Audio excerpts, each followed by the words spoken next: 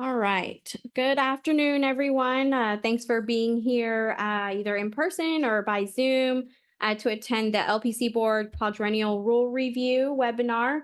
We have a lot of exciting stuff, and thank you for those who submitted their comments online, as well as those that we'll hear from in person and during this webinar. So thanks for being here. Yeah, thank you very much. To give you some guidelines of what we're expecting today, this, of course, is the town hall on the quadrennial rule review. And for those you who have missed our prior explanation, the quadrennial rule review is something that's required by its name every 4 years. State agencies must go through and review all of its rules to make sure they continue to line up with statute and to reflect any changes that may have occurred in the last few years with the regulated community, with how you are practicing, just making sure they're up to date. And so this is an opportunity for us to identify changes that need to happen, and to pursue those rule changes. Um, Hopefully, you all will have seen the initial findings that we as staff have put together. That is something that we spent several months looking through the rules and identifying what we thought might need changes, either to align with statute or to update based on our operations or your practice. For those who have not seen it, I will let me share my screen and sort of show you where to find that. If you come to our website and go and navigate over to the page for the Board of Professional Counselors. Underneath that, probably you have already been to this page, the meeting dates and agendas page. You can select this from the right-hand side of the screen. That is where you would have found the announcement for this town hall and the login information for that. Underneath, you will also find a link there to our staff findings, which are the sort of initial staff findings for this rule review. I do want to highlight for each of you that this is just the first step of the process. What we are doing today is we are collecting your feedback on both our initial findings, but also any other rules that you may have seen. And any of that, all of that feedback will go to the boards as sort of a final report on the rule review, but we are not recommending any proposed changes to the rules right now. All of the feedback we take in will require a proposed rule to enact. And so if the board chooses to go forward on these ideas, you will see a proposed rule in the Texas Register, just like all the normal rulemaking process that you have probably become familiar with. And so before any changes actually happen, those rules will have to go in the register. There will be 30 days for public comment. They will be on the board's agenda for discussion, both in proposal and adoption. So just wanted to make sure it's very clear all of that is still the regular part of the rulemaking process.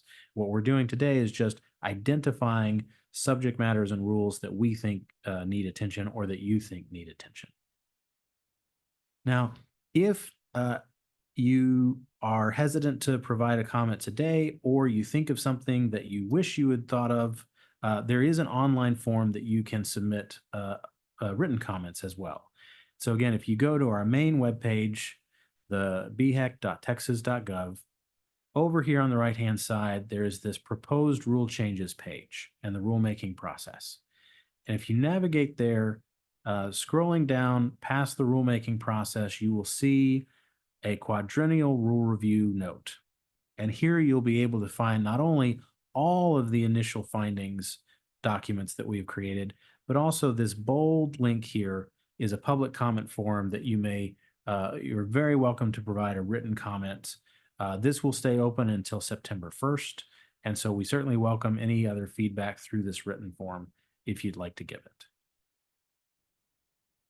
So with that, I want to dive right into this process of soliciting your feedback. That's what the purpose of this meeting is, really to hear from you. And so we have a couple of folks here in the audience in person. I'm going to go ahead and invite them to come forward and give their comments. Then after that, we will turn to those of you in the virtual audience, and we will simply use the raised hand feature. And we have slated 2 hours for this town hall. We certainly don't have to take up the entire 2 hours, but what I mean to say is we have plenty of time to gather your feedback. So generally, we will stick to the standard board process of public comment of 3 minutes per person, but we can be a little flexible in that. Just please be respectful of everyone else's time as you're giving your comment. So let me call up Lori Hollingsworth. If you'd come to the front, and we'll turn on that camera for everyone online to see you. And as you're whichever one. And as she's coming forward, I will also note there may be all of this feedback will be given to the board in writing. But you may notice in the attendees list there are some board members who are attending and listening as well. And so we're glad they're joining us. So Lori, welcome, and please introduce yourself and share your comments. All right. Thank you. Good morning.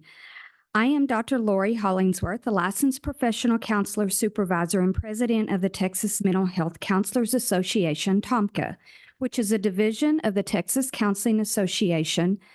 And we are also a state branch of the American Mental Health Counselors Association.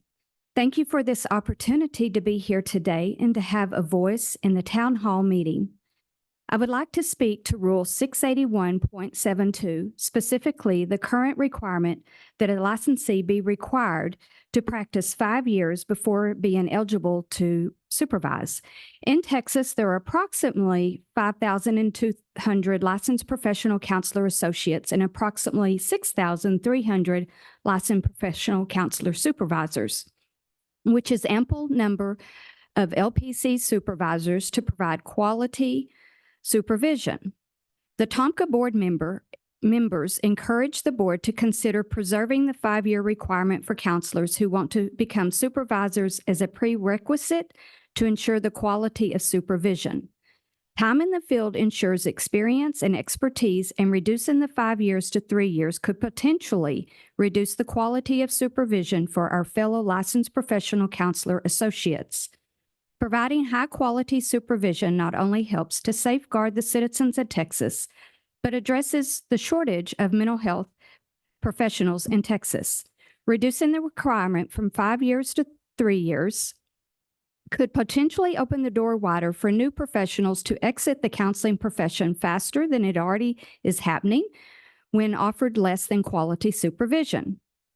Quality supervision is not about getting more licensed professional counselor associates in, but it is about retaining them as LPCs that choose to make a career in counseling and become the backbone in offering counseling services to Texas citizens. TOMCA acknowledges the difference in the requirement is only by 2 years. All aspects of counseling, beginning with graduate school to nearing retirement, is a developmental process.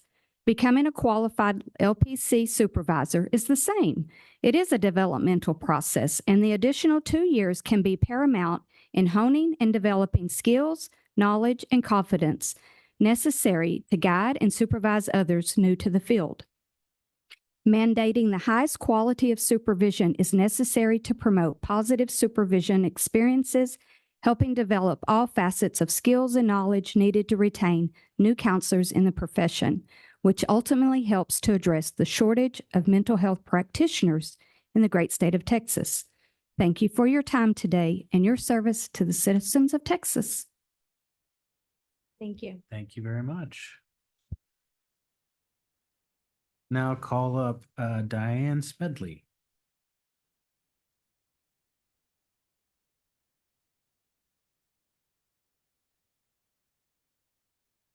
Hello.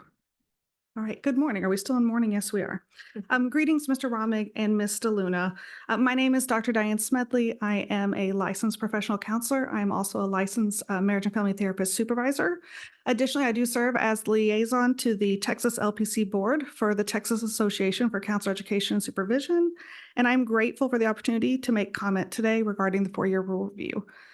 On behalf of TASIS, I want to share our gratitude for the thoroughness the board has demonstrated in reviewing the rules. I really slides and everything that you've provided with explanation. And it is clear that board members are focused on their pursuit to streamline the rules. There were a few things I wanted to mention today. And Ms. DeLuna, you and I think I've sent you some information on this before, but I wanted to bring it up today also. And I had a student bring this up. I'm going to try to be mindful of time. The NPD self-inquiry doesn't have a parameter around expiration date. There's nothing stated that my student could order that background check today and then apply for licensure 2 years from now. Granted, I understand there may be internal processes that prohibit that, but that is not clearly stated anywhere. So it would be nice if our students who are preparing for licensure had an understanding of how long that self-inquiry is good for. Additionally, related to Rule 681.72D, specifically 3A, becoming a supervisor, I would like for the consideration of the removal of the 5-year doctoral expiration date. That didn't make sense. 5-year expiration date on the doctoral supervision class, much like y'all, the future consideration of the 40-hour training course. You know, by removing that barrier, I know a lot of students who it takes them a little longer, that 5-year course expires, and then they're unable to afford financially nor the time to become a supervisor, taking that 40-hour training a course when they've already paid for the doctoral supervision course. And so removing those expiration dates could, in fact, be a potential way to increase our number of supervisors available out there in the field. Furthermore, future considerations noted by the board demonstrate a continued desire to shape the expectations of academic content and supervision experience. Specifically, it is our hope that the board will continue to include stakeholders in any conversations related to changing academic or supervision requirements. Any future rule change considerations by the board cannot include reducing the qualifications to become a supervisor. Supervisees need experienced supervisors. Reducing experience requirements is not a solution to supervisor scarcity. Supervisor scarcity is a systemic problem that needs systemic support. Additionally, I forgot to mention in that removing the 5-year expiration date, it would make sense if you wanted to add some kind of like minimal CE refresher requirement after 5 years. But that 5-year expiration date, that 2-year expiration date, I hear is a barrier for people becoming supervisors. So with that said, thank you for the opportunity to make public comments and for your continued dedication to the citizens of Texas. Excellent. Thank you Thank you. very much for coming and sharing your comments. Carrie Proctor.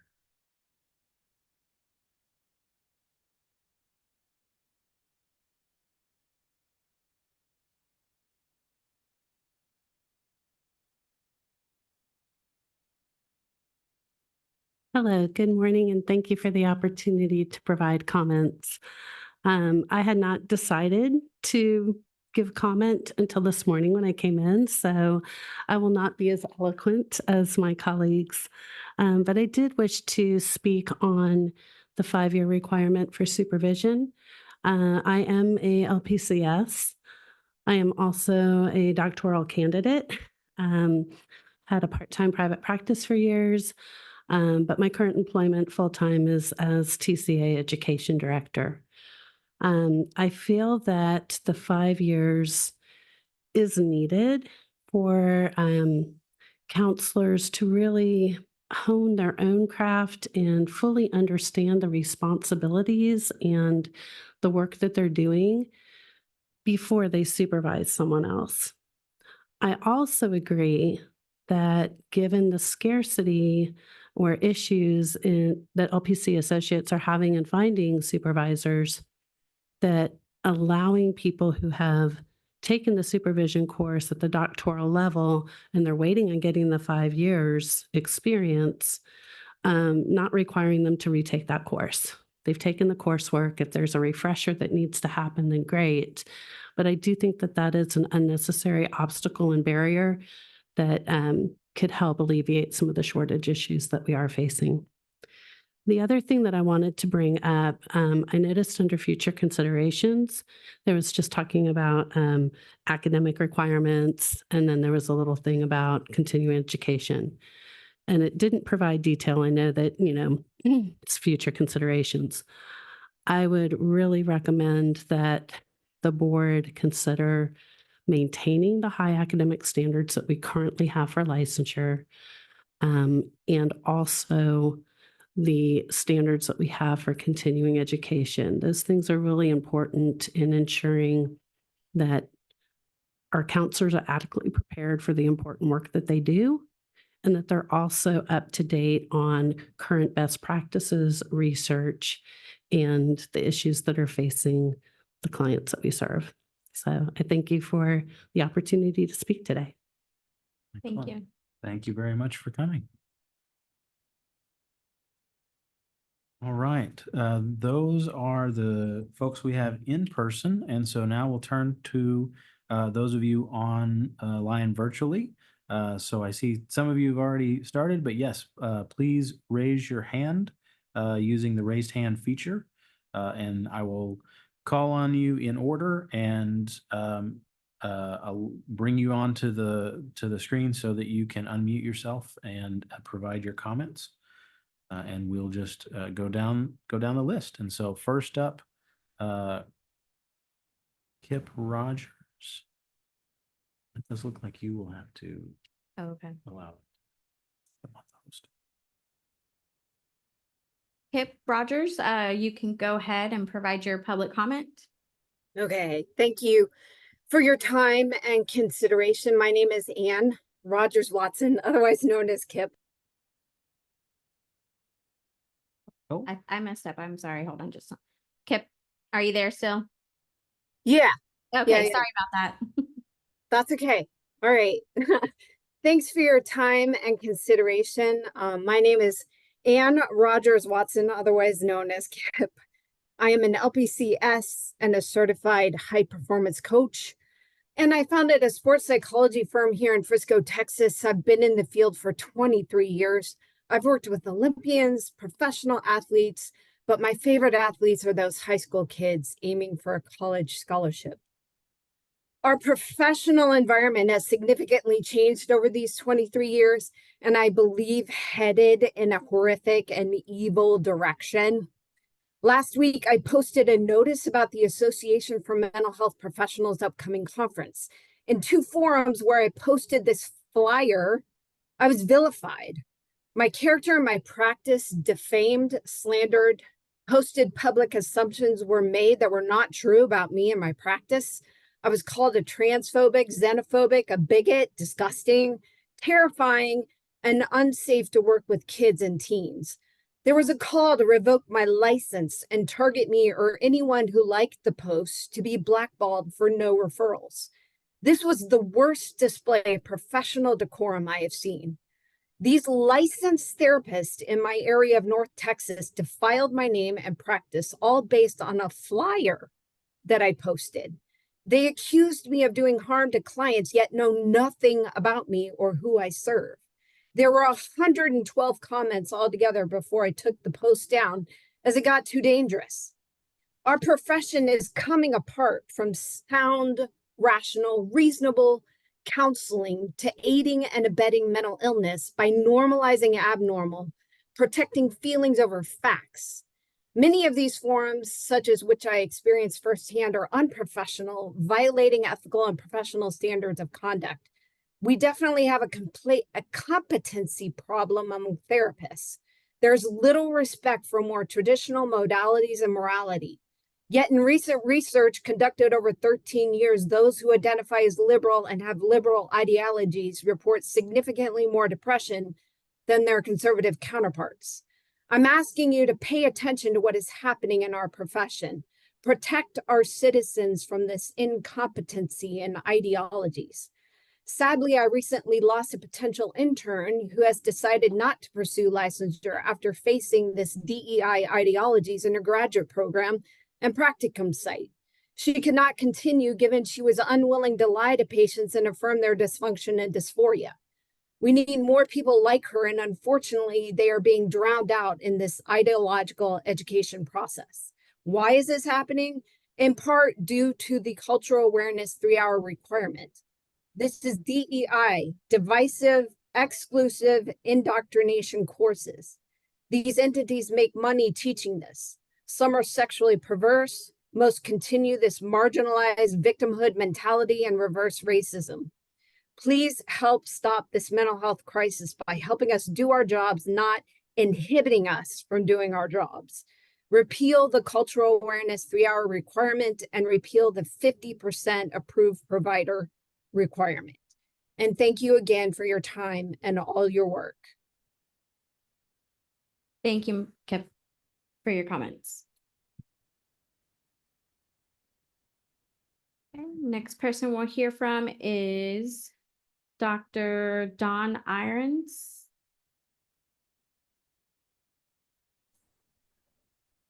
Hello, my name is Dr. Dawn Irons. I'm a counselor educator with Liberty University and an LPC supervisor in Denver City, Texas. As the Sunset Commission demanded, I want to request that the board get out of the CE business. The current requirements are burdensome and often very morally objectionable to the conscience of a religious and spiritual population of counselors. In 1999, Texas enacted the Religious Freedom Reformation Act, the RFRA, to protect the conscience rights of healthcare providers, including counselors, which clarified protections for people with religious and moral objections. I highly recommend you examine the 50% rule and the cultural awareness requirements against this existing Texas law. The board includes an overreach of agenda-driven requirements for CEs that may be running afoul of a state's conscience protection laws. The additional 6 CE requirements for supervisors is unnecessary, considering the low number of final orders against our licensees. If there is an issue of unethical supervision complaints, it would be those situations that need remediation plans and additional training. Leave the 99% of the Texas supervisors who don't need it alone.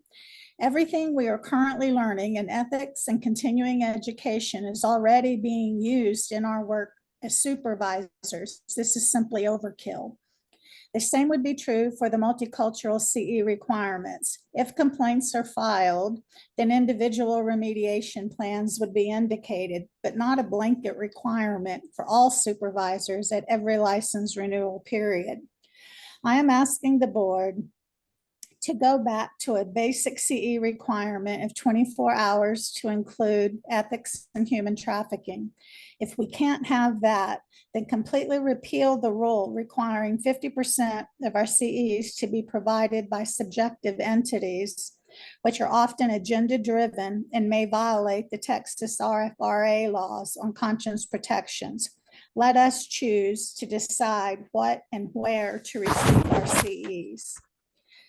Completely repeal the 3-hour multicultural requirement. This can be offered on an elective basis, but do not require the rest of us to swallow agenda-driven efforts under the guise of a DEI initiative.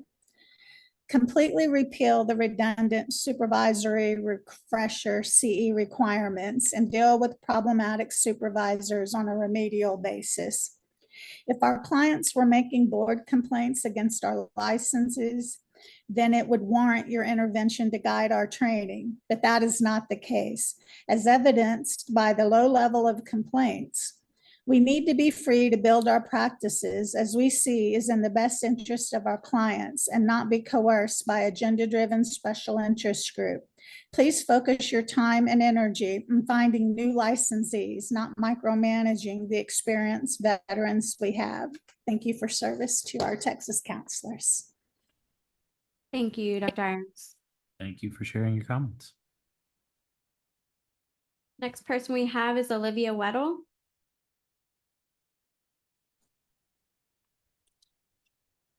Hello, can you all hear me okay? Yes. Thank you. Good morning, Mr. Romig and Ms. DeLuna. I am Dr. Olivia Weddle. I'm a licensed professional counselor supervisor in the state of Texas, as well as the immediate past president of the Texas Mental Health Counselors Association. Thank you for the opportunity to be here today and just share some thoughts around the rule review. I would like to speak specifically to Rule 681.72, specifically the current requirement that a licensee be required to practice 5 years before being eligible to supervise. In Texas, there are approximately 5,200 LPC associates and approximately 6,300 LPC supervisors, which is an ample number of LPC supervisors to provide quality supervision. Collectively, as the TOMCA Board of Directors, we encourage you all to please consider preserving the 5-year requirement for counselors who want to become supervisors as a prerequisite to ensure the quality of supervision. Time in the field ensures experience and expertise, and reducing the 5 years to 3 years could potentially reduce the quality of supervision for our fellow licensed professional counselor associates. Providing high-quality supervision not only helps to safeguard the citizens of Texas, but addresses the shortage of mental health professionals in our state. Reducing the requirement from 5 years to 3 years could potentially open the door wider for new professionals to exit the counseling profession faster than is already happening when offered less than quality supervision. Quality supervision is not about getting more LPC associates in, but it is about retaining them as qualified LPCs that choose to make a career in counseling and become the backbone in offering counseling services to citizens of the state of Texas. As a board, TOMCA acknowledges the difference in the requirement is only by 2 years. All aspects of counseling, beginning with graduate school to nearing retirement, is a developmental process. Becoming a qualified LPC supervisor is the same. It is developmental, and the additional 2 years can be paramount in honing and developing the skills, knowledge, abilities, and confidence necessary to guide and supervise others new to our field. Mandating the highest quality of supervision is necessary to promote positive supervision experiences, helping to develop all facets of skills and knowledge needed to retain new counselors to the profession, which ultimately helps to address the shortage of mental health practitioners in our state. Thank you for your time today and for your service to the citizens of Texas. We appreciate you. Thank you, Olivia. Thank you for joining us. The next person we have is Kathleen Mills. Hello, Christina. Hello, Robert. It is a pleasure to be here.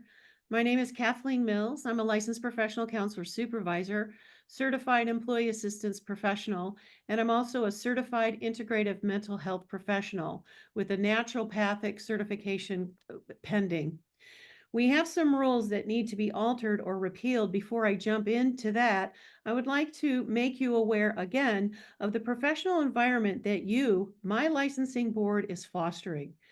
Kip eloquently described her experience, and we did a podcast last week in which one of our members, Kip, talked about the unhinged reaction she received from professional counselors simply for posting a notice about our upcoming conference that AMP is sponsoring in September in a local Facebook group. She was called every name in the book. One counselor scrapped her picture from her website, posted it in the group saying, "And this woman sees children," unquote. She was called every name in the book, and a handful threatened to file complaints not only towards her, but to any and all participants of our AMP conference and blackball all from any referrals whatsoever. I believe the level of engagement reached a liable level worthy of legal action, especially since the 3 group administrators allowed this to go on for several days. This is not a one-off event. It happens all the time. Is this what our profession has come to? Spend an hour in one of those professional groups, and I dare you to come away from it and say these people are competent with a straight face. We have a major competency problem in our ranks. That's your workforce shortage. We can't even have a rational discussion with someone who disagrees with us without being threatened on every level. How did we get here? Repeal the cultural awareness 3-hour requirement in full. Repeal in full the 50% approved provider requirement. And repeal in full the 6-hour supervisor refresher course that Dawn Irons had mentioned. If a counselor was free to determine 80% of their CE topics, I'll bet you the existing CE courses on sexual perversity, trans workshops, transgender affirming care workshops, and related woke offerings would go belly up in months. And that's exactly what the cultural diversity CE is all about. Google it and look at the list of things that you can take. It's all DEI. This is what our board has created. Awareness that's not available anywhere except through providers of a woke agenda. You have created a false market and are driving your licensees to these courses to fulfill your requirement. Bad ideas yield bad unintended consequences, of which the licensee, not the board, is going to be held liable due to negligence. Subchapter B of the BHEC rules aren't working either. While I don't have the paperwork to prove that the guidelines weren't followed when rules were passed in the last 3 years, but the outcome surely suggests it. I'd like to see the rules we've brought here today repealed with prejudice for failing to follow procedure.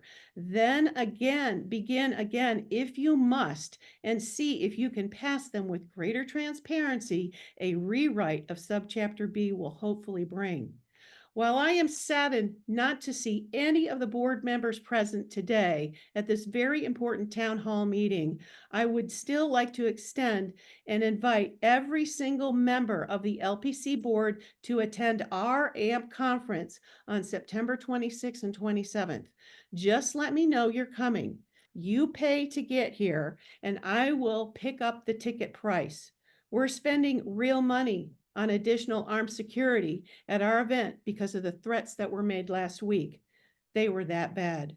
Dr. Dawn Irons said, get out of the CE business, go back to focusing on finding new licensees, and get out of the social engineering in my rule book and in my profession. Thank you so much. Thank you, Kathleen. Thank you, Ms. Mills. And I would note just to one of your last comments there that for everybody attending, you do not see any of the board members here on the screen. However, they are in the audience listening. Not all of them, but some of the board members are here because it has to do with them being on screen and being a panelist would require an open meeting setting, and it's not a board meeting, it's a town hall. But I just wanted to point that out, that there are board members in attendance. Thank you. Next person we have is Mandy Spear.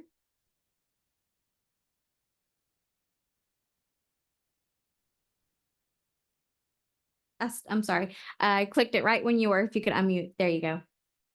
Are you able to hear me? Yes. Yes. Thank you for allowing me to speak. I am here. My name is Mandy Spear, and I'm here to speak on behalf of certified school counselors who wish to apply for their LPCA. I'm here as a voice of all of the counselors that may have become certified prior to 2016 or 2017. Some of the rules have changed. At that time, when I became certified, it was only a requirement to have a master's degree in education. So I'm going to back up, and I'm speaking in reference to Rule 681.82, the academic requirements, specifically on 112A and D. So this requirement is wanting you to have a master's degree in counseling or a counseling-related field. So I am asking the board to have a consideration of an amendment due to the mental health needs of school-age children in Texas.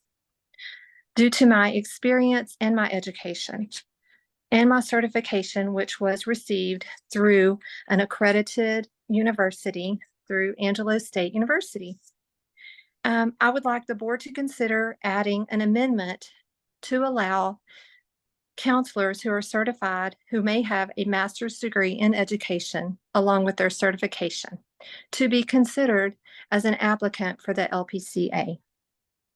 Many of my colleagues fall into this category, and I realized that this is a true need in Texas.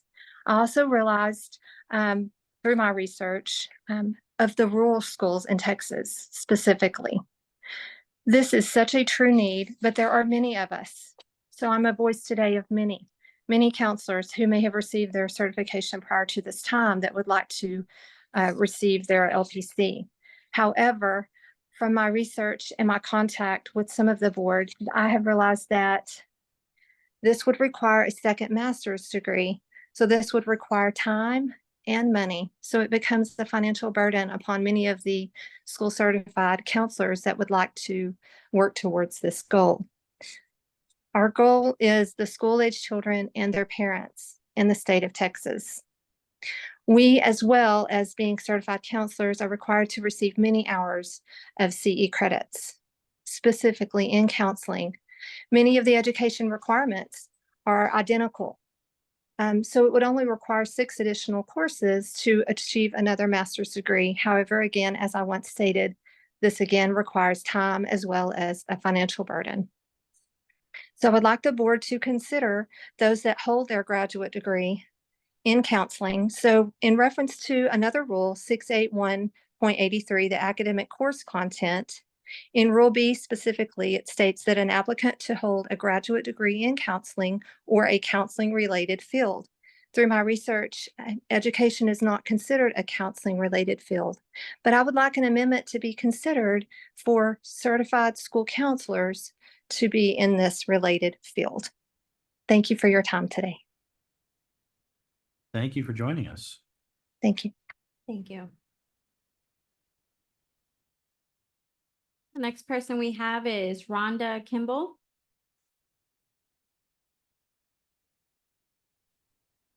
Hi, good morning, Robert, Christina. Good to see you guys. I just wanted to make some comments on, I want to speak to what Kathleen said about the repeal of most recent rules that were being made specifically to PhD on the license.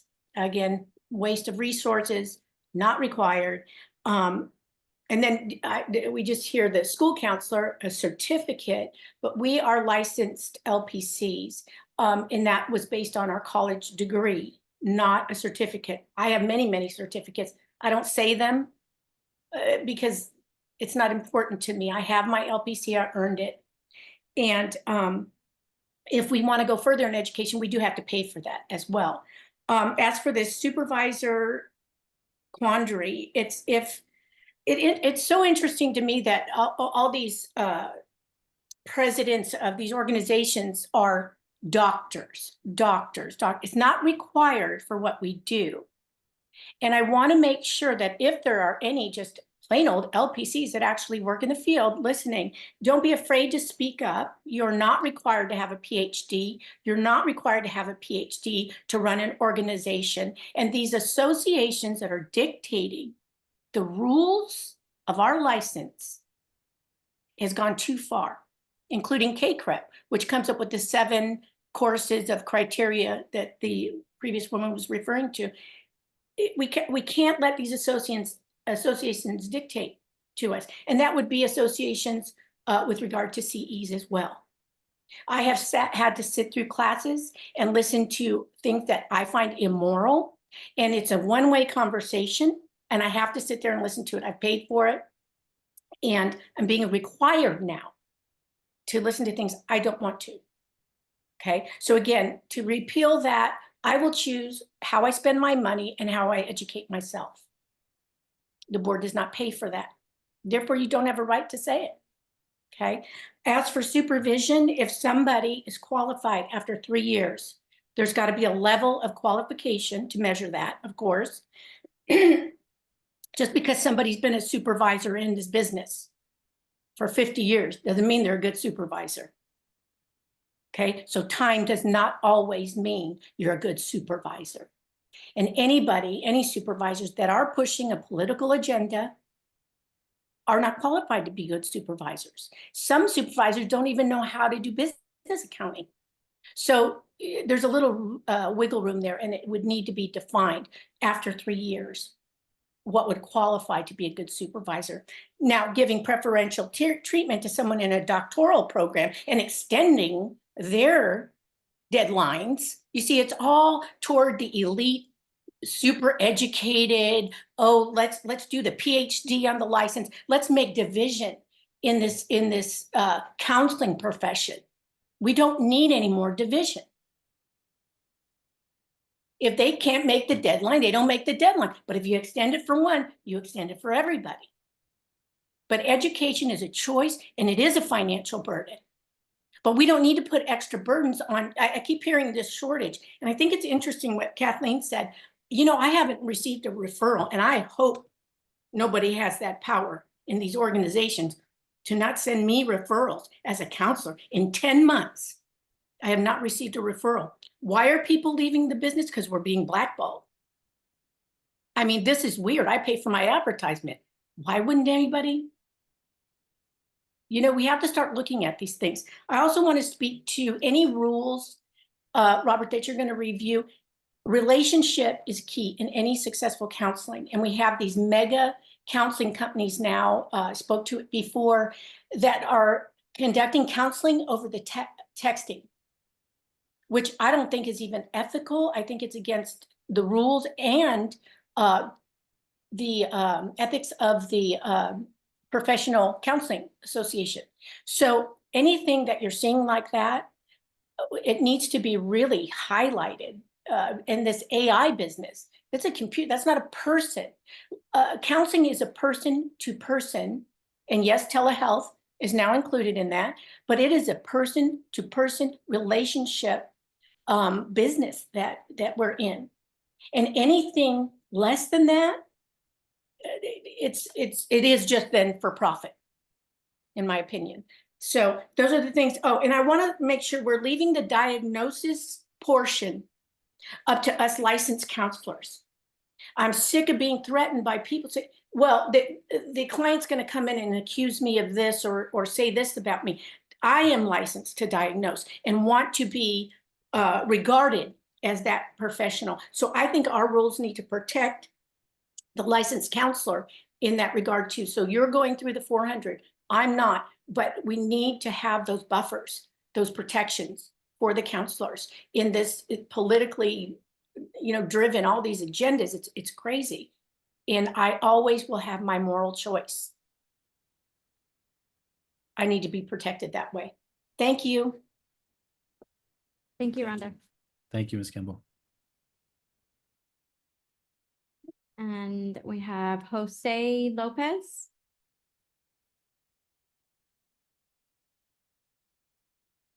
Hi, good afternoon, everyone.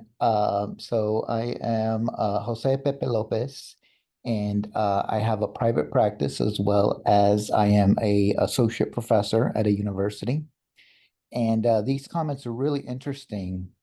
I'm hearing a lot of, I guess, the notion that some professionals feel like they've been attacked. And I wanted to speak to that. I did see the social media post that was mentioned earlier. And in that post, it had a conference, or I guess it was an advertisement for a conference. And what some of the comments were that I want to clarify was that some of the speakers that were going to be at that conference had themes that had things like anti-trans as well as anti-vax subjects within that conference. And part of those comments that were made were disagreements to those topics. I did not see any specific blatant hate. What I saw was just a disagreement in the in the topics that were in that conference. So I did want to speak to that, and I did want to clarify, because I think the way that it was presented was kind of a very victimized notion. The other thing that I'm hearing that again is really interesting is the notion of us versus them. At the university, I mainly teach students that are, in their early 20s, 30s, and they're coming from a very different world, but yet, these experienced LPC supervisors are coming from another different world. And again, it seems like there's just a lot of tension within those two worlds. And it's almost like, we don't want, I earlier I heard we don't want DEI, but then there was even a misrepresentation of what DEI is. My question is, please define what you think DEI is and what the purpose of it is. So, I really wanted to speak to that because I think it's important. And for just listening to the previous speakers, I really think that they're only hearing one side of the story, and I don't think that's fair. I don't think that's right, especially for the professional organization. The other thing I wanted to comment was about the notion of the 5 years to be a supervisor. I would agree with the 5 years personally. When I look back at myself as a clinician of 3 years versus 5 years, I think those 5 years really served as as just having more experience in the field.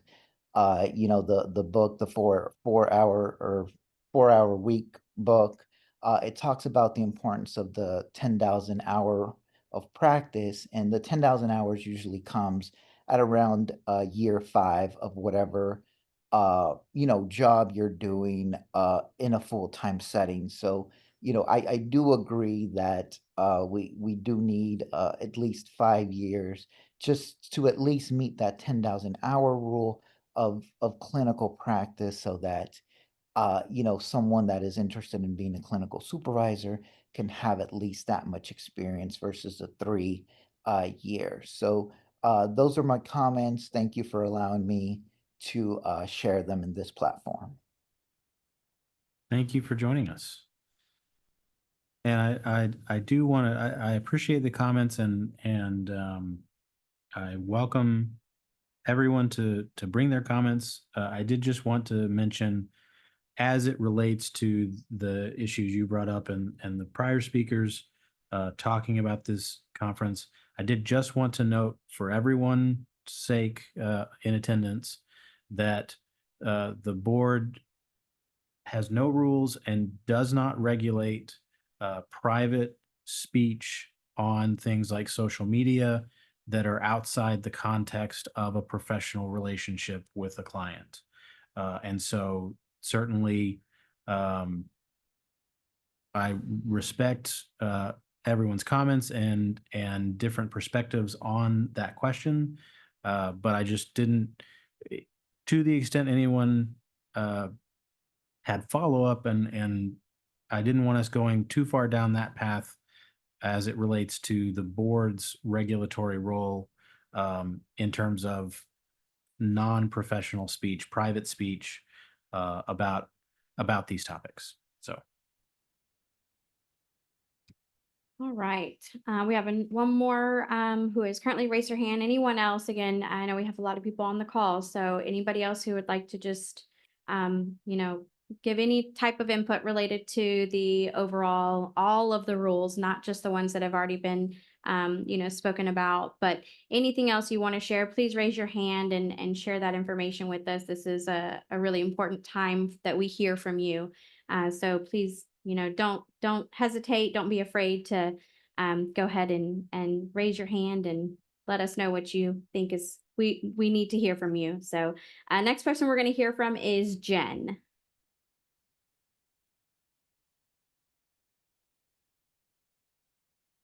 Can you hear me okay? Yes. Yes.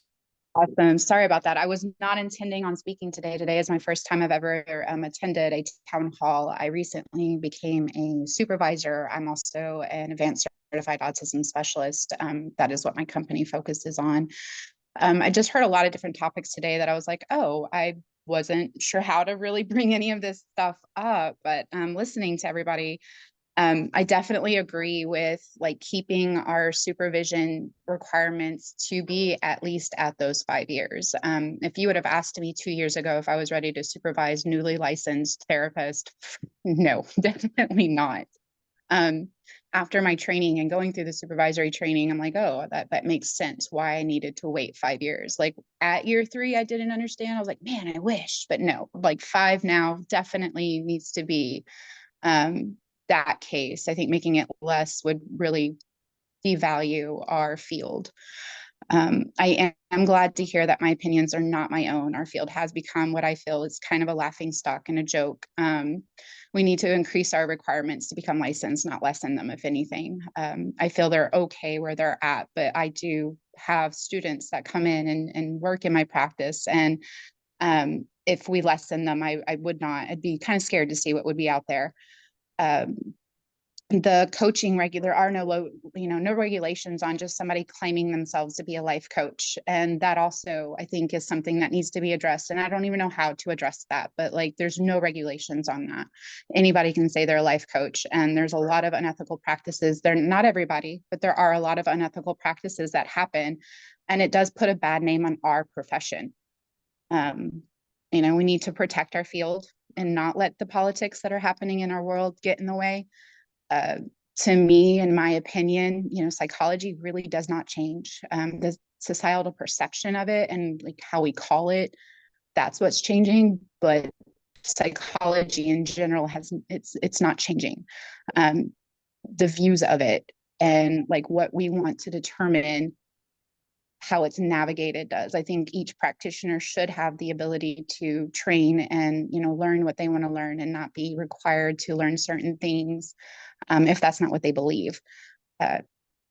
So that's really all I had. Again, this is my first time being here. I do really appreciate having this opportunity to be here, and I definitely look forward to continuing to be a part of these. Thank you.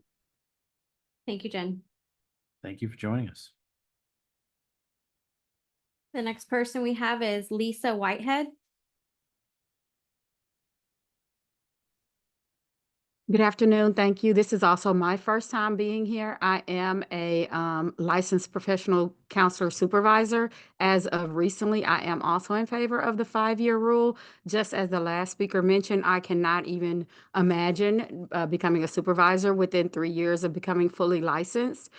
I am also a doctoral candidate pursuing my PhD, not to brag, but to show that my heart is in this profession to make a difference in educating other professional counselors and eliminating barriers to quality mental health care for people of all walks of life. With that being said, my question is regarding, this is just a question for the board. How are we enforcing those who title themselves as counselor? They are not affiliated with any religious organization, yet they claim to have treatments towards anxiety, depressions, all of the DSM diagnoses, and only the public is the ones that are being harmed and not being informed because they don't know to look for the title professional, but these people are operating under the title of counselor. So what is the board doing to enforce these organizations and these individuals who are out treating the public with no professional license? They're not being governed by the state at all. Sure. Yeah, thank you for that question. Happy to respond. And generally for everyone, if there is no prohibition on this turning into a little bit of a Q&A. Hopefully keep most of the focus on rules, but glad to provide information when we can. For anyone who is practicing without a license, and whether they call themselves a counselor or not, if they are acting as a professional counselor without a license. And if they do not fall into a statutory exemption, then we contact them and send them essentially a cease and desist notice that they are not licensed and that they either need to apply for a license to be able to continue that conduct, or they need to cease. And if they continue on, then we refer the matter to the Attorney General's office for prosecution. And so we do take that seriously, and because as you all know, you worked hard to get your license, and so if you are now, there are certain professions that do have a statutory exemption, and if they qualify for that, then they are not required to get a license, or maybe they have a different license that allows them to practice. But in the scenario you're talking about, if they're inappropriately using the term counseling, then we would pursue that. So hope that helps. And thank you for bringing that question. Next person we have is Leanne Solmonson. Good morning. I am Leanne Solmonson. I'm the owner of Solmonson Counseling Associates in Nacogdoches, Texas. I am a licensed professional counselor and a board-approved supervisor. I also want to speak to the support of the 5-year rule and maintaining that. I believe that that is certainly an important part of supervising and providing the level of experience necessary to supervise someone else. There are a couple of other rules I also want to speak to,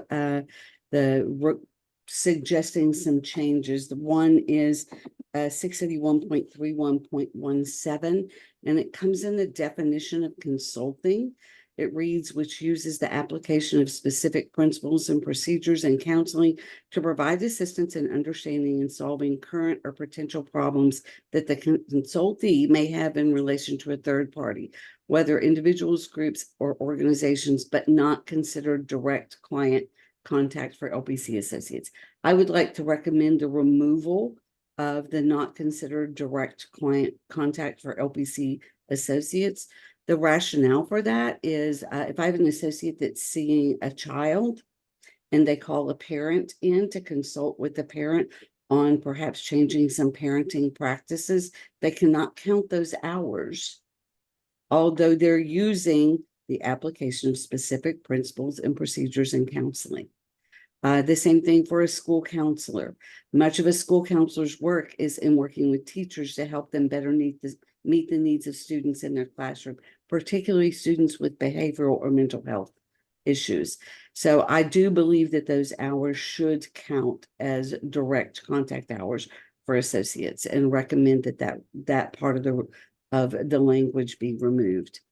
The other is 681.93D. This is the rule that upon the completion of the supervised experience, it requires the supervisor to submit the form to the board. I would like to recommend that rule read that the supervisor submits the form to the associate. A couple of reasons. Number one, the associate needs to be responsible for paperwork regarding their license.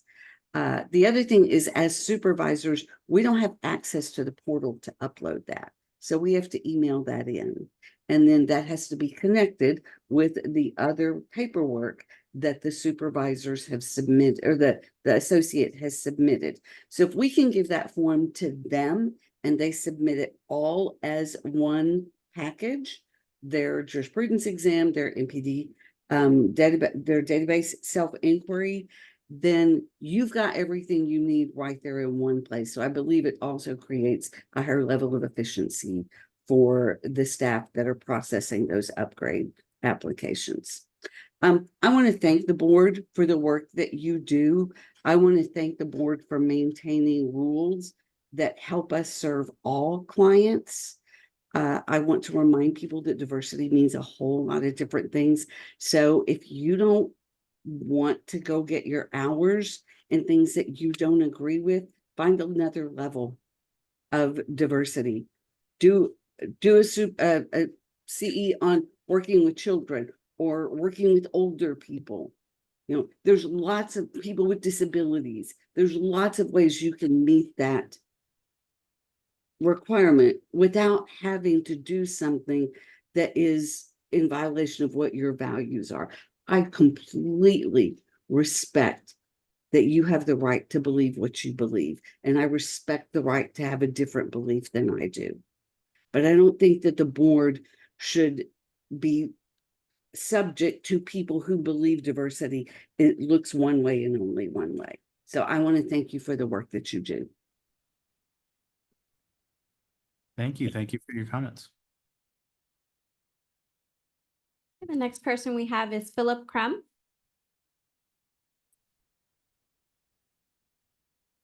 Well, good afternoon, you two. I think we figured out the secret to getting people to show up. That's have you two run a webinar. There we go. Well, my name is Philip Crum, and I'm here as a private citizen and co-founder of the Association for Mental Health Professionals. I second every point made by previous callers, Dr. Dawn Irons, Kathleen Mills, and Kip Rogers. And we even agree with the other commenters regarding the 5-year rule for becoming a supervisor. Keep it. The shortage of supervisors is more about the existing supervisors being marketed properly and marketing themselves properly. Never lower the bar for entry into this profession or to train others. Now, our entire system of education, the counselors it's producing, and our citizenry are under a slow and insidious ideological attack. The first step in winning back this profession is recognizing and admitting that this problem exists at all. Historically, special interest groups who don't get their way at the legislative level will search for other avenues through which they can affect their policies, and this is occurring with the woke movement.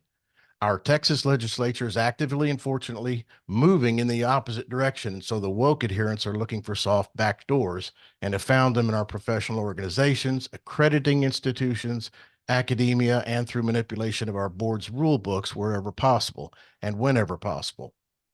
What we can do about it at the board level is make sure that each and every rule that exists comports with state law and is absolutely necessary. This means we must purposefully and consciously filter out existing rules that serve no legitimate or useful purpose to the public first, then the counselors who serve them. We're suggesting that we repeal the cultural awareness 3-hour requirement. This was a special interest group ask. It solved no real cultural problem, created problems for licensees who can't find a 3-hour course that doesn't require them to sacrifice their morals and beliefs. And it's really just a Trojan horse to promote the transgender agenda under the guise of public harmony. Repeal the 50% requirement. The approved list is subjective in nature and is yet another ask by a special interest group, primarily academia and the legacy professional organizations who benefit the most.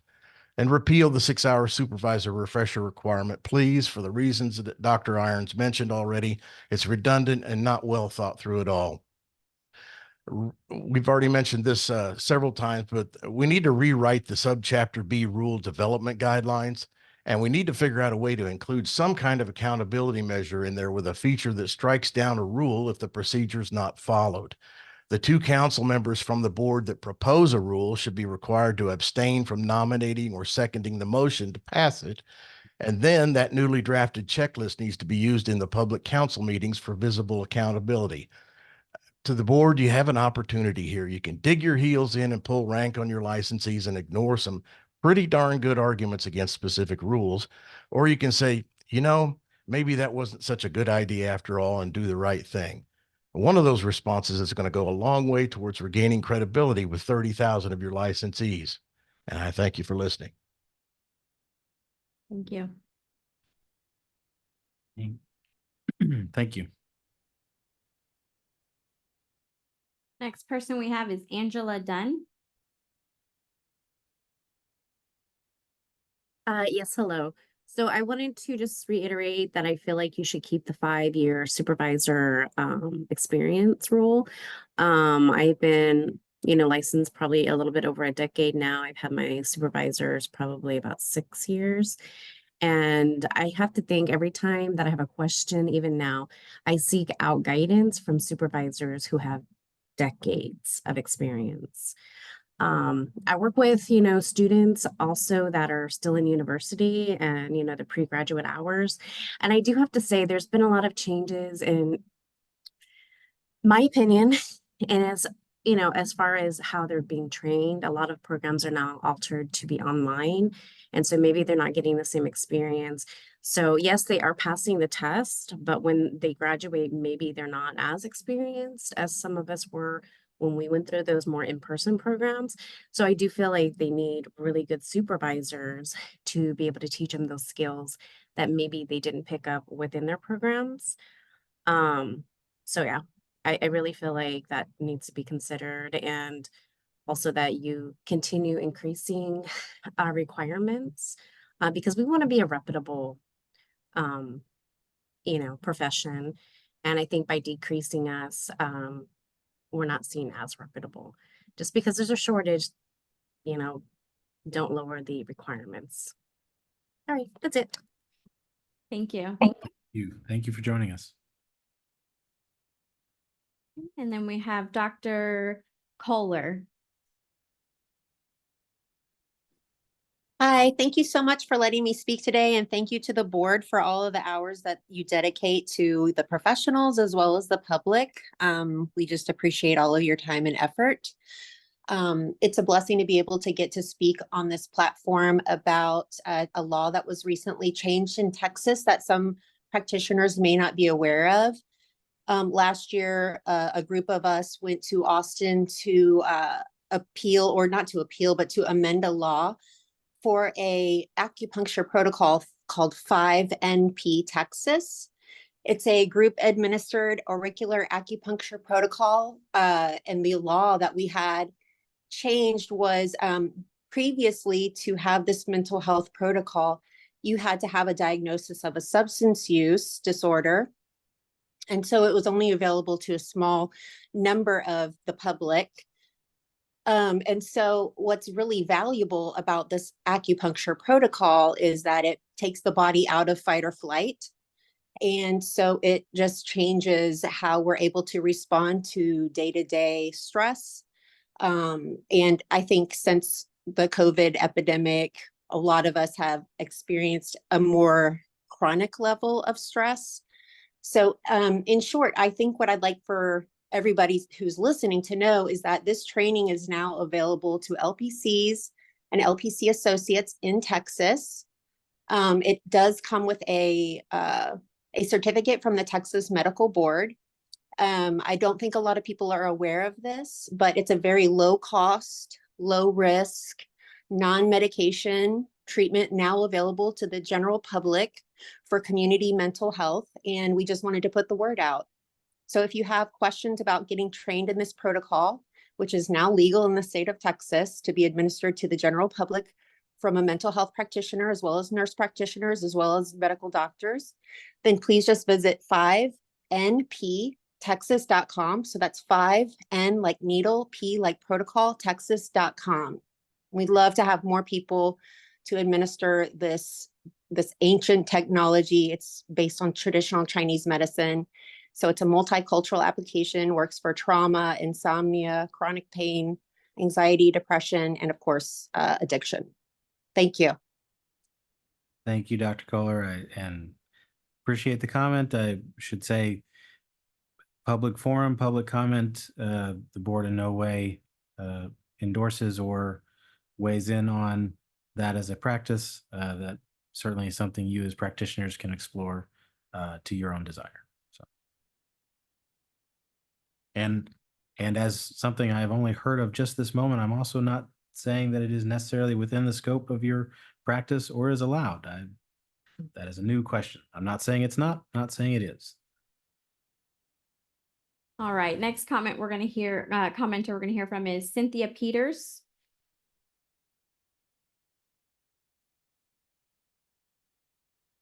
Got it. Can you hear me now? Yes. Okay, good. Thank you so much for having our meeting today. It's really nice. You know, decades and decades ago when I first got licensed, the board seemed so far removed. The process seemed so far away. And so I just want to make sure that there's appreciation to the board, to you guys, for actually being visible and human for us to talk to. And I appreciate that so very much. So I'm going to move over my screen here. So my concern is, and I may not be talking about the right piece here, the rule review, is the 681.140 requirements for continuing education. And if I'm reading that right, and it may, I mean, there was a lot about the supervision and that type of education, but what I'm concerned about is the additional education for those who are already licensed. And my concern there is I am so stymied. I'm just a normal, everyday person that has a business, been in business successfully for a long time. But with the changes and the way they're going to move our process through a clearinghouse, if you will, and I don't quite understand the process. I don't understand the approval. Typically by now of May of 2024, I have all of my CEUs for the next 2 years because I like to do that. I like to learn and do well, except that I am so stymied. I don't know what to take. I don't know what's going to be okay to take, what's going to go through the process okay, and if it's going to start in this coming year or the next year, will what I do actually work? And so I guess I need, once they do the continuing educations and they get all that revised, I would like just for the normal LPC person, just to have a step-by-step process of what's okay, what's not okay, because I think we all are well doing and want to do well. Sure. No, thank you for bringing that up. And there have been a number of comments about CE. And so let me spend a moment just walking through that rule. And particularly, I think you're bringing up the idea of the CE broker that we are looking at establishing for the agency. So let me just say, at the moment, with the rule and the CE broker, we are what the CE broker is a online platform to collect and track your CE hours and requirements. The adoption of that and implementation of that is not expected until about a year from now. Before it is adopted, we will have much more information about how you would create an account there, how you would upload information. I'm certain we will have not only discussion at board meetings to discuss this, but also some sort of either online workshop or materials for you to look at to learn what to do. I will also say the adoption of that platform is purely a way to administer your CE requirements. It does not change the CE requirements. It does not change what is or is not allowed or the number of hours that you're required to have. That is all still the same 681.140 rule. Now to that, if allow me to explain just a little bit, in case there is misunderstanding, certainly recognize the commenters before desire to change the rules and will faithfully report that to the board. The 50% rule, as it's been named, is within 681.140, and that is subsection F of that rule. And what that says is of the total number of hours, at least half of the hours need to come from one of the following types of providers. And under that, you will see a very long list of types of providers. It is not approving specific providers. It is not requiring CE providers to get any sort of pre-approval from us. It is simply saying anything like, for example, the first one, any international, national, regional, state, or local association of medical, mental, or behavioral health professionals. So any organized association that you may get your CE from is an approved provider on that list. And if you get your CE from such, then that counts toward that 50%. And of course, counts toward the rest of the requirement as well. The second one is any sort of public school districts, charter schools, educational service centers. The third one is city, county, state, or federal government entities. So any sort of governmental entity is on that list. So this is, again, not pre-approving specific providers, but just saying half of your CE requirements need to come from one of these types of providers. And I would highlight for you the F8, the one at the end of the list. If you take and attend a CE course or a conference that is approved by or endorsed by one of these providers, even if it may be being put on by a different provider, that also counts. That also counts under the 15% of the approved providers. So just highlighting that to explain how that 50% rule works. Also, to the commenters' somewhat disagreement of what the rule means, I will simply say that as far as the rule indicates, the 3 hours in cultural diversity or competency, it does not specify a content or topic for that cultural diversity or competency, and is simply a generic category. And so to one of the commenters, yes, you are able to seek out the competency, cultural competency of a targeted audience that is within your practice or your practice's focus. That is certainly allowed. So wanted to clarify those things. Certainly happy to address any other questions you might have. I know there is confusion sometimes about this CE rule. So thank you, Ms. Willman, for your patience. I jumped in front of you to give all that explanation. Hopefully that was somewhat helpful. And the next person we have for public comment is Lisa Willman. Hi, I'm Lisa Willman. I'm a LPCS out of Bastrop, Texas. I just want to reiterate that I think the 5 years is appropriate. And I want to keep that rule. I want to discuss the multicultural training or the DEI requirement that is currently in place. I've heard a lot of discussion both ways about it. I would like to propose that it be repealed, and I want to provide rationale. I think of all professions, we're a profession that provides training many times, not just in the bachelor's degree, but in the master's program specifically for this. I don't know any profession who is more trained than we are already. And so I just wanted to provide that rationale. Thank you. Thank you for that comment. Okay, if there's anyone else who would like to provide public comment or give us feedback about any of our rules, feel free to raise your hand at this point. Looks like we have at least one more. So again, those of you out there. And I will say thank you to, let me just, since we are past the hour, let me say thank you to all of you who have attended. Of course, if you need to go at any point, you are very welcome to. We appreciate your attendance and your participation. We will continue on as long as there are people who want to give feedback or ask questions. But certainly y'all are not obligated to stay if you've got other things to do. And it will be posted to our website, just like our regular meetings are as well. So, and it looks like we have Lori Van. Can you hear me? Yes. Okay. So thank you for this opportunity and for your service. I'm Lori Van. I'm a LPC supervisor and founder of Van Wellness Group and the Institute for Non-Suicidal Self-Injury. I did submit emails regarding the rules, but I did want to concur that as a supervisor for over 20 years, that please do keep that 5-year minimum.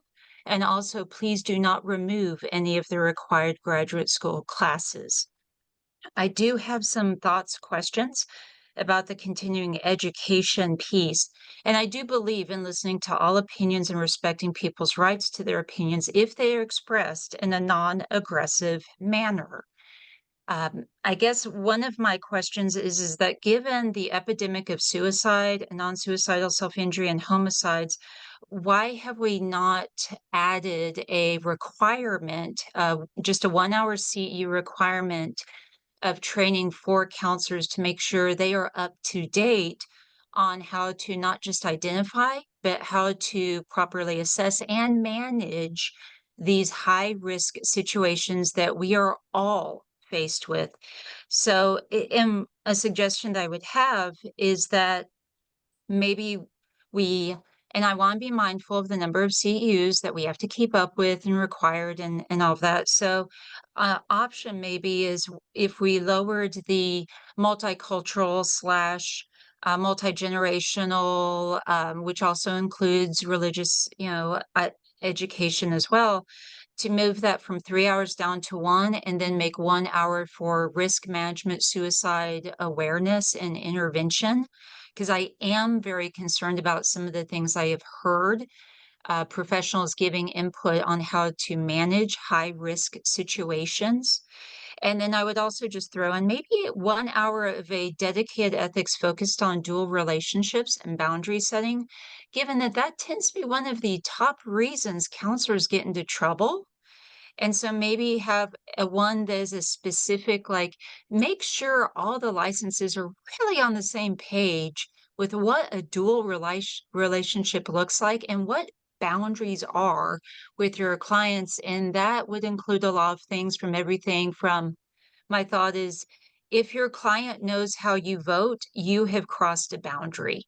If your client knows your religious preferences, you have crossed a boundary unless they have specifically sought out religious counseling.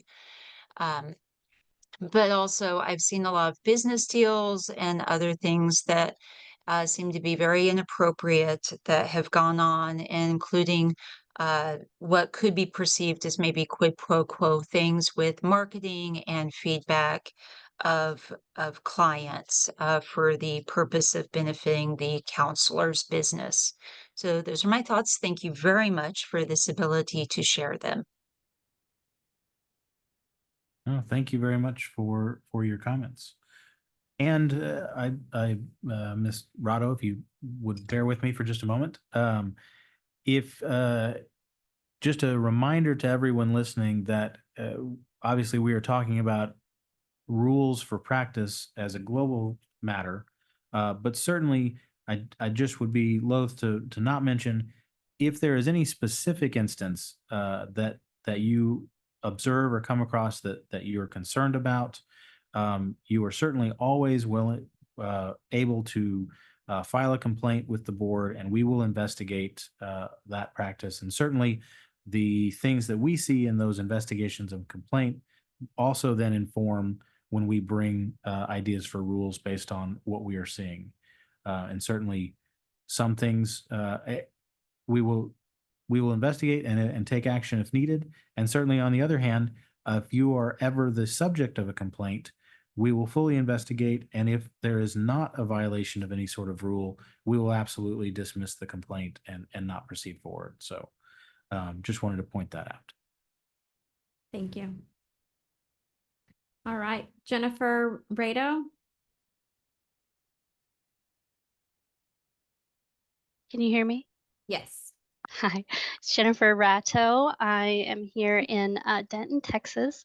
I'm an LPC associate. It's my first time coming to one of these meetings, and really appreciate y'all holding this and letting us just kind of talk out some of these things and some concerns. And listening to the concerns that have been brought up, I just want to say that as an associate, when I'm thinking about what I need in a supervisor, I want someone that has that experience. That 5 years experience is great.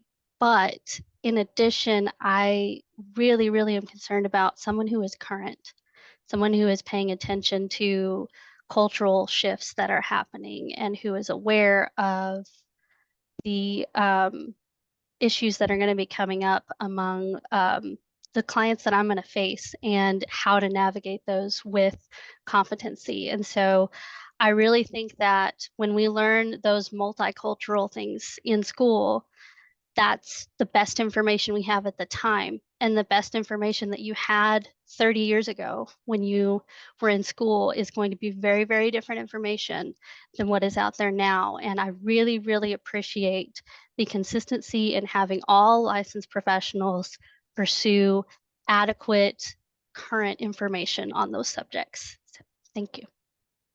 Thank you. Okay, next person we have is Kate Walker. Hey there. Thank you for letting me speak. I'm Kate Walker. My primary business is teaching the 40-hour training to become a supervisor in Texas, and I have made some written comments, and I don't want to double too many people.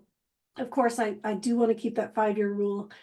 Just the quality of participants after the 5-year rule has gone up. So it's a great rule. I'm going to talk about a couple of different things. But first, Jennifer Ratto, that was an amazing comment. I mean, thank you so much for that. I think as a supervisor trainer, that's what we have a tough time helping participants understand is we're teaching you to teach, right? So we're helping you teach these up and coming colleagues how to give excellent services to all Texans. And so I really appreciate her comments. So I want to bring up a proposed rule that I mentioned. I need you guys to define a month for the purposes of counting supervision. And Christina, I know you and I have talked about it. It's something that it makes sense when we say it out loud, but it is one of the number one things that is confusing and confounding to supervisors. I want to talk about that 2-year rule. I totally get the idea that if you've taken the 40-hour if you've taken the course in your doc program, that it doesn't really make sense to have to pay for it again. Totally get that. But I also am I would be worried about someone who took the course 10 years ago, considering that both LPC and LMFT boards specify that we must cover the rules in the 40-hour training. And so to think that someone took the course 10 years ago, those are the rules that they know. And I know you guys don't want to put new rules in, like you have to have a refresher course or something like that. So yeah, those are my comments about that. I want to talk about 681.35A6, which is the supervisor's address. I believe that if the rationale is transparency, right, we want the client to understand that the LPC associate is under supervision. We're not trying to create a situation where the client may think, oh, I'm going to contact the supervisor, when in fact, the complaint process is already contained in the informed consent, right? So we want to make sure it's clear to the consumer, hey, this is where you go to file the complaint. You don't need to contact the supervisor, if that's the intention. Talked about the 5-year rule, yes. So I have a comment about remediation. So this is in relation to 681.91. Y'all mentioned something, should the associates be required to submit a new supervisor agreement form if supervisors change? So here's the problem I see. When supervisors implement a remediation plan, we're seeing our supervisees hop to a new supervisor. So I wonder if there is a way for supervisors to be listed under the associate's name as just part of their record. And so as supervisors, what I teach is for the supervisor to check references. Obviously, you want to go back and make sure. But if you don't know those people exist, it's hard for the new supervisor to then go back and say, hey, was this person under remediation? And let me see. I think that's all I have to say. Thank you guys so much for your hard work, and thank you so much for this opportunity in the town hall meeting. Thank you. Thank you very much for joining us. That's all the hands we have right now. Yeah, so again, I'll reiterate our thanks. We are not in a rush to hop off, so we'll stay on. And I will babble for a few minutes while we see if other folks have any comments or questions. But again, I want to thank you all for attending, and just to well, we got one more commenter, and then I'll sum up with sort of next steps if folks are interested. Okay, next person is Eleanor Brown. Hi, my name is Eleanor Brown. I'm a licensed professional counselor, and I had no intentions of speaking today, but here we are. I would like to speak to the 5-year supervisor rule and fully support it. As a newly licensed professional counselor, 2026 will be when I will have hit that 5-year mark, and I have every intentions of becoming a supervisor, and becoming a supervisor before then, I feel like I would be fully unprepared. And this is a second career for me, so it's not like I'm, I really feel like I have some knowledge underneath me, and I still feel like I need to know this profession inside and out before I really try to teach it to someone else. So I encourage you to keep that 5-year rule. Thank you. Thank you. All right. So, excuse me, next steps. Again, we will be taking all of this feedback and presenting it to the board. And if you've seen our initial findings, you'll see there are sort of categories of steps. And the first that we will be presenting to the board at its next meeting, which is September 20th, by the way. Again, go visit our website. You can see the date. We will be presenting these final findings and all the list of potential rule changes and rule topics to address. The only ones that will be proposing at that meeting are ones that we feel statutory conflicts that need to be resolved. As part of the rule review process, you can't certify that a rule is good if it conflicts with statute. And so anything that needs repealing to fix statutory problems, we'll propose those right away. Again, those will go in the Texas Register. There will be 30 days to comment, plenty of time. But all the other, anything we've identified that have operational issues, we'll start working on rule drafts. And then a lot of these topics that have sort of question marks of what should the board do, we will be bringing to the board's rule committee to have even more discussion and fully flesh out ideas before bringing actual proposed rule language to the board meetings, making it public for you to weigh in on whether the language you support or don't. And so that process will take many months. We'll start that starting in October, but there will be many changes ahead. So please keep on our listserv, keep up to date with what we're doing. So see one more comment. Yes. And excellent, welcome. Daniela Prado. Hello there. I'm Daniela. I'm an LPC, and I get really nervous to talk, so that's why I waited until the last minute.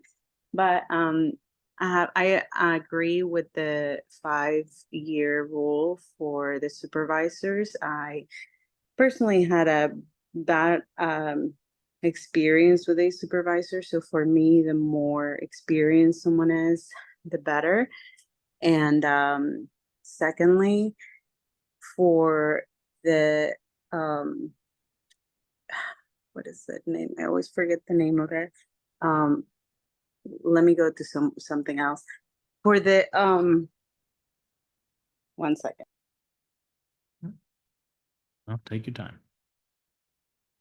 Okay, so one of the things I was thinking of, and this is more of like ignorance, like as a Spanish speaking counselor, I always have issues with my clients understanding why I can't call them patient, and I have to explain to them why we call them clients versus patients if we're mental health professionals and we are taking care of their mental health. So I don't know if that's language that can be changed, or if you can teach me more about that so that I can relay that information to my clients.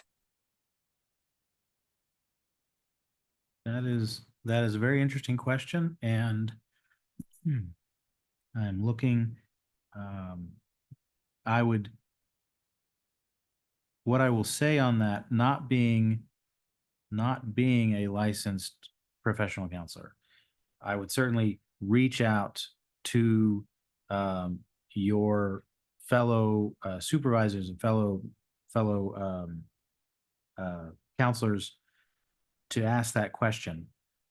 I don't offhand know, and Christina can correct me if I'm wrong, but I don't believe there is a prohibition in the rules from using the word patient.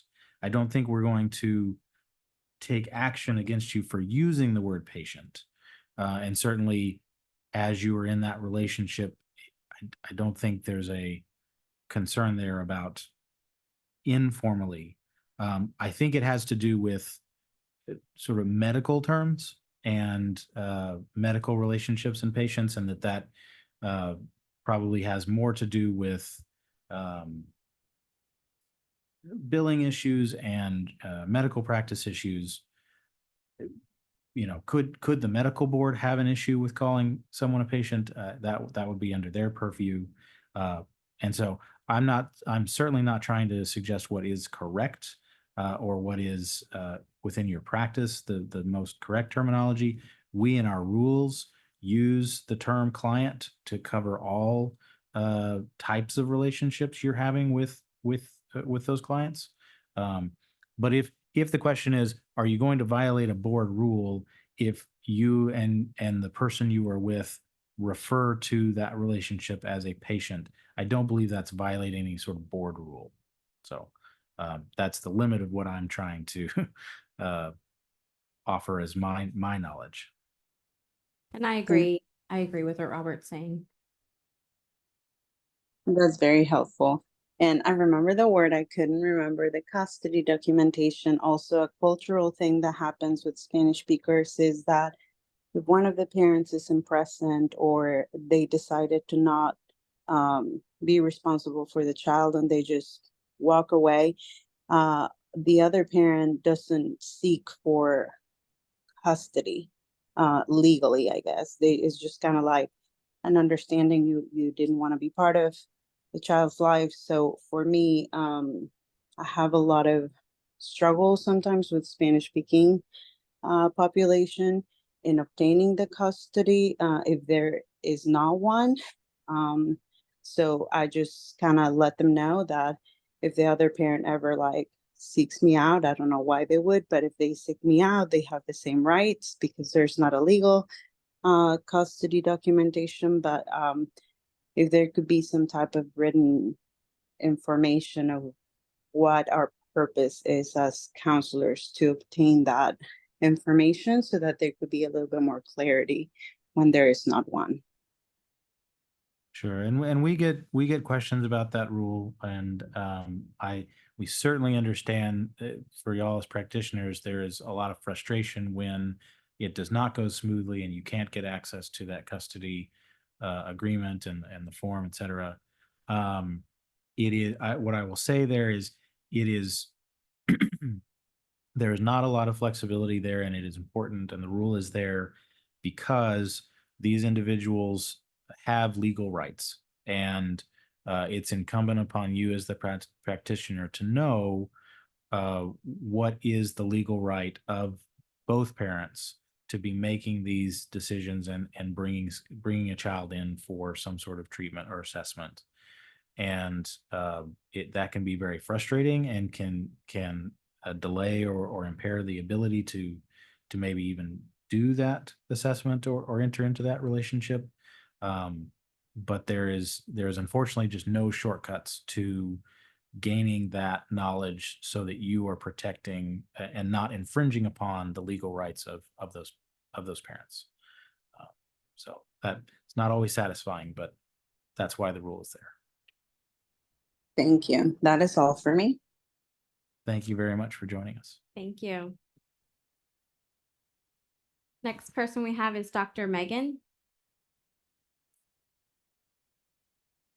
Hello, can you hear me? Yes. Yes. Okay. Hi, this is my first comment. I've been listening to the town hall today, so I thought I wanted to chime in. So I provide both the 40-hour and the 6-hour supervision courses. In my courses, I present on the rules and I include cultural competence. When I teach my course, I don't speak on politics or against other people's beliefs. I let people believe what they want to believe. For me, culture is not just race, it's age, ability, location, religion, its name, it's a language. So it does not have to be about quote unquote wokeness and all of that. And so I just feel like I wanted to say that if you don't want to hear about that, then take courses from people that believe what you believe and leave the rest of us alone. That's it. Thank you for your comments. Thank you. Thank you for joining us. Okay. Anyone else out there? I do see we have one attendee by phone. Oh, yeah, okay. That's getting that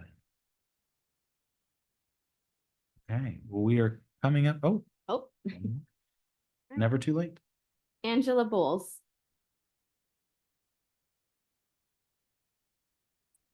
Good morning. My name is Angela Bowles. I'm a licensed professional counselor supervisor. What a great discussion. Thank you so much for opening the floor for an opportunity for us professionals and community members to speak and to hear each other out.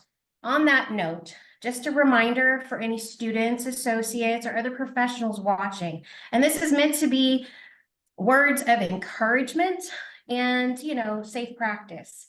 Your personal values, religious beliefs, and political values do not absolve you of your professional responsibility to promote safety through competency. And I hope that we can all find ways to encourage each other and come together to protect those that we serve. And thank you, board and everyone, for the great work that you're doing in service of the great state of Texas. Thank you. Thank you.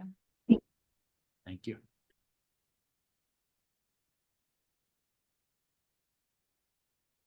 All right. Well, I see our numbers are dropping off, which is absolutely fine. We are at 12:40, so you all have hung in there for an hour and 40 minutes. I hope this has been a useful experience, and we will certainly have more of this type of informal town halls and other kinds of listening sessions.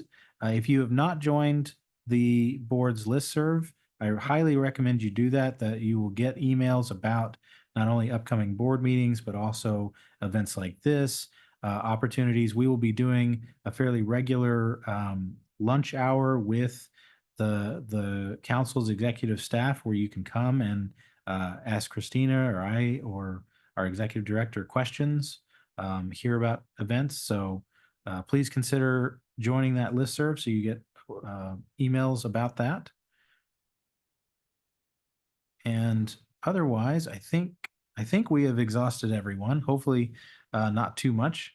But I will just go ahead and say our final thank yous, and again highlight that you may provide written comments up till September 1st through our online comment form on our website, and certainly reach out to us if you have other thoughts or questions at any time through our comment form, through our contact us form.